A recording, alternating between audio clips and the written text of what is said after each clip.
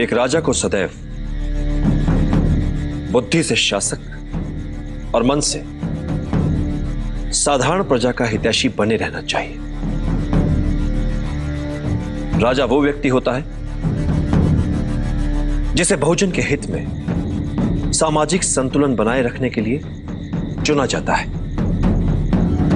प्रजा ही अपने लिए एक राजा को चुनती है, इसलिए एक सच्चा राजा वो होता है जो अपनी प्रजा के हितों के उत्तरदायित्व का वहन करता है। उसके लिए प्रजा की सेवा और सम्मान उसके जीवन से अधिक प्रिय होते हैं। उसके लिए कठिन और अपेक्षित कार्य अपनी साधारण प्रजा में से किसी सर्वश्रेष्ठ को चुनना नहीं, अपितु उन साधारण व्यक्तियों में से किसी एक को सर्वश्रेष्ठ बनाना होता है।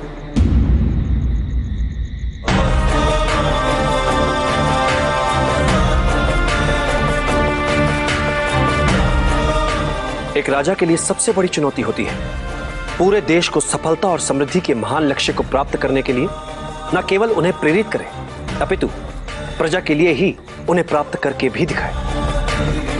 एक राजा को उसकी सेना अमर नहीं बनाती और ना ही उसका धन वैभव। उसे अमर बनाते हैं उसके बनाए हुए मित्र, उसके किए हुए भले कार्य, उसकी अर्जित की हुई सद्भावना और सत्यनिष्ठा।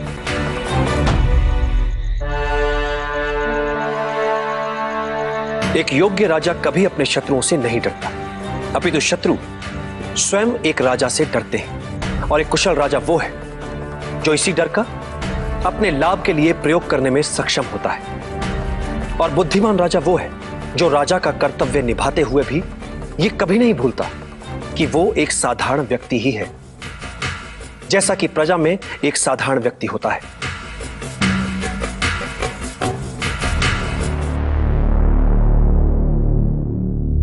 ये व्यवस्था ही है जो किसी को राजा तो किसी को प्रजा बनाती है। और ये व्यवस्था कई छोटे छोटे साधारण जनों से बनती है। इसलिए राजा जो करे जो सोचे तो साधारण जनों के हित में।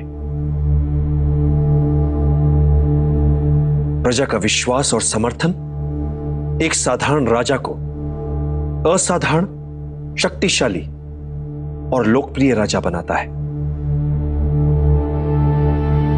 और जब भी राज सिंहासन पर बैठो, एक बात सदैव याद रखो, जब तक बहुजन हिताय, बहुजन सुखाय वाली नीति पर नहीं चलोगे, सिंहासन पर बने नहीं रह पाओगे।